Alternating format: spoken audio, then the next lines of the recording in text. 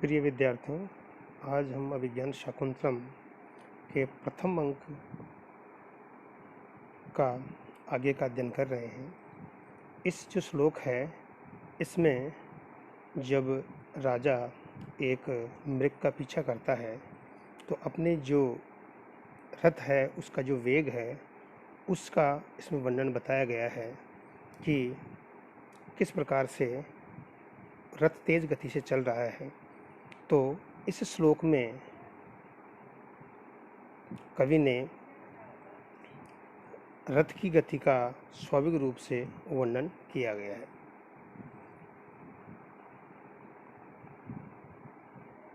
यदा लोके सूक्ष्मं व्रजति सहसा तद्विपुलतां यदर्देवी छिन्नं भवति कृतसन्धानमिव तत् प्रकृत्या यद्वक्रं तदपि समरेखं नयनयोर्न मे दूरे किंचित् क्षणमपि न पार्श्वे रथज्वात्। इस श्लोक में महाकवि कालिदास ने शिकरणी छंद का प्रयोग किया गया है। शिकरणी छंद में कुल 17 वर्ण होते हैं। शिकरणी छंद में 6 और 11 पर यति लगती है। शिकरणी छंद का जो लक्षण है वो है रसै रुद्रै छिन्ना यमनस भलाग शिखरणी। अब इस श्लोक का अपन अन्वय करेंगे तो अन्वय इस प्रकार है। रथज्वात् यत् आलोके सूक्ष्मं तत् सहसा विपुलतां व्रजति यद् अर्धविच्छिन्नं तत्कृतसन्धानम् इव भवति यत् प्रकृत्या वक्रं तत् अपि नयनयो समरेखं किंचिद में क्षणम अपि न दूरे न पार्श्वे। अब एक एक शब्द का जो अर्थ है वो इस प्रकार है। रथज्वात् रथ के वेग के कारण, यत जो वस्तु आलोके सूक्ष्मम छोटी दिखाई पड़ती है, तत् वह सहसा अचानक, विपुलताम विशालता, व्रजति प्राप्त हो जाती है, यत जो अर्धविच्छिन्नम आदि टूटी हुई है, तत् वह कृत संधानम इव जुड़ी हुई सी मालूम पड़ती है, यत जो प्रकृत्या स्वभाव से टेढ़ी है, तदपि वह भी नयनियों आँखों के लिए समरेखम सीधा सा हो जाती है, क्षणम अपि क्षण मात्र के लिए, किंचित कोई वस्तु, न में दूरे मुझसे दूर नहीं है, न पार्श्वे न पास में है। अब देखिए इसका अनुवाद इस प्रकार से है कि रथ का वेग के कारण, रथ का वेग इतना तेज है, इसकी गति इतनी तेज है कि वस्तु दूर दिखने पर भी छोटी सी दिखाई पड़ती है, और वह जब पास में आती है वस्तु तो विशालता को प्राप्त हो जाती है, और जो वस्तु दूर से बीच में कटी हुई सी प्रतीत होती है वह जुड़ी हुई सी हो जाती है। जो वस्तुतः स्वभाव से टेढ़ी है वह भी नेत्रों को सीधी सी जान पड़ती है। अतः क्षण भर के लिए कोई वस्तु न मेरे से दूर है और न ही मेरे से पास है। इस श्लोक में रथ की तीव्र गति से जाने का स्वाभाविक रूप से वर्णन किया है, और इस श्लोक में सौभोक्ति अलंकार है।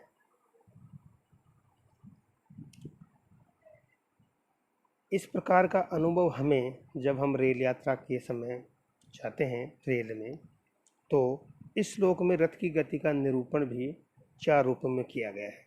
जो वृक्ष आदि दूर हो जाने के कारण बहुत छोटे दिखाई पड़ते थे, वे शीघ्र ही रथ के समीप पहुंचने पर विशाल दिखाई पड़ने लगते हैं। नदी आदि जो खंडित समझ में आती है वे दूर पहुंचने पर जुड़ी हुई दिखाई देती है।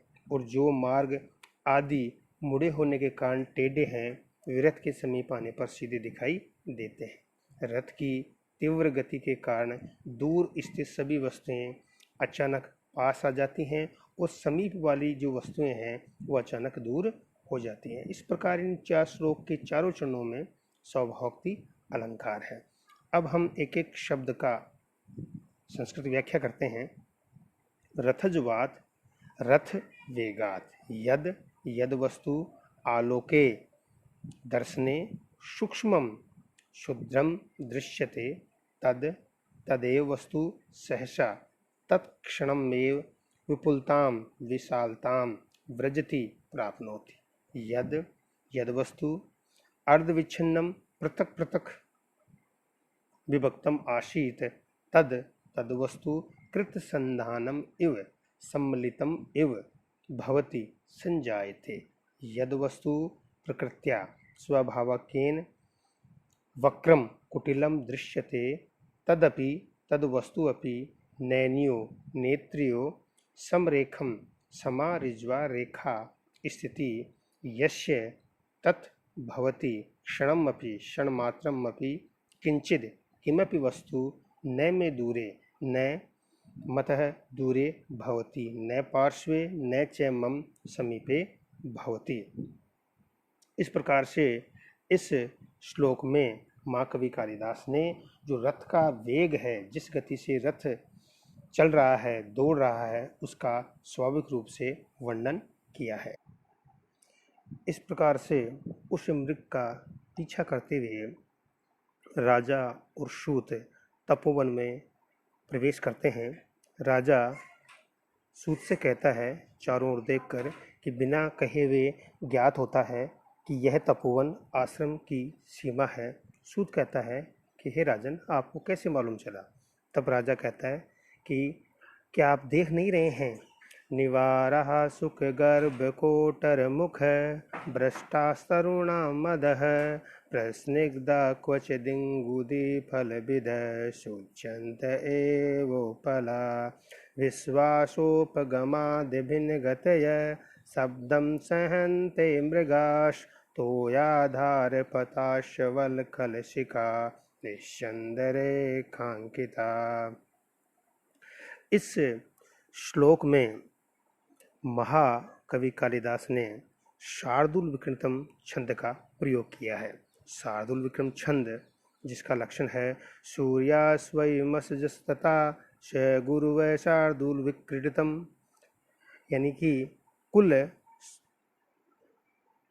12 वर्ण शार्दूल विक्रमतम छंद में होते हैं और 12वें और 7वें वर्ण पर यति होती है। इसमें भी आश्रम का यथानुरूप वर्णन होने से सौभावक्ति अलंकार का वर्णन है।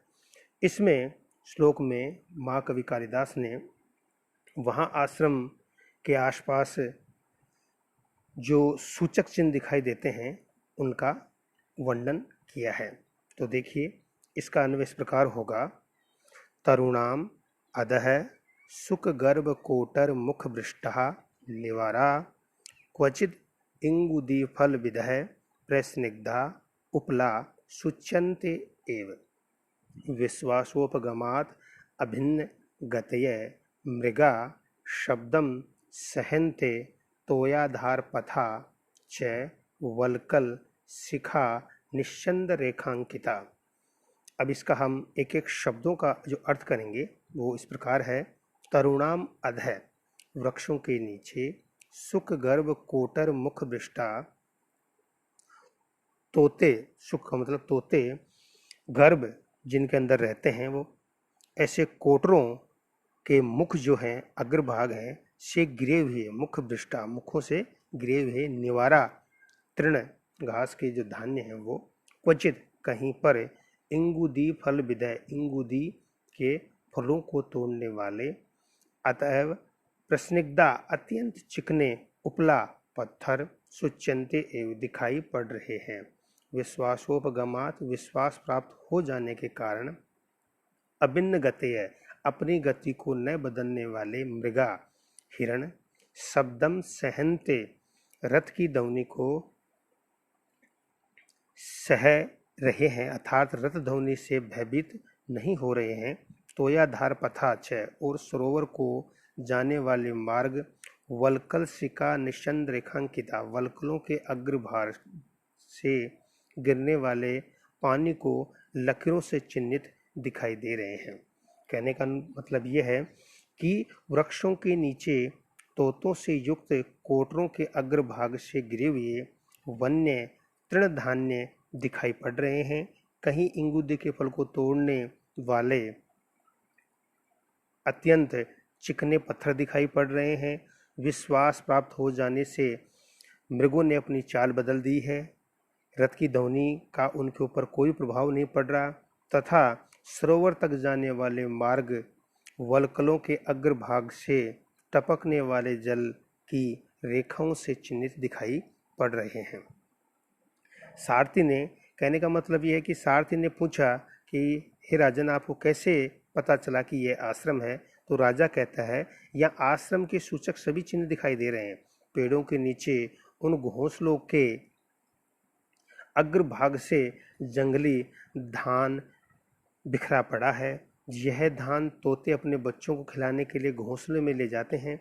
यह निवार आश्रमों में ही उत्पन्न होता है, जिससे कि मुनिजन भी खाते हैं। मुनियों के द्वारा इंगुद के फूलों को फोड़कर तेल निकाला जाता है। इस काम में लाए गए पत्थर अत्यंत चिकने हो गए हैं।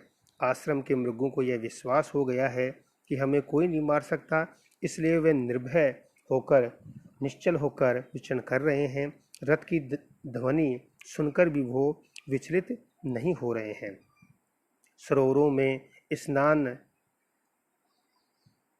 करने मुनिजन अपने गीले वल्कलों को पहनकर लौटते हैं। इस कारण से सरोवर तक जाने का जो मार्ग है वो जल रेखाओं से चिन्हित है। इन सभी लक्षणों को देखकर हे सारथी, यह प्रतीत होता है कि यह आश्रम की सीमा है।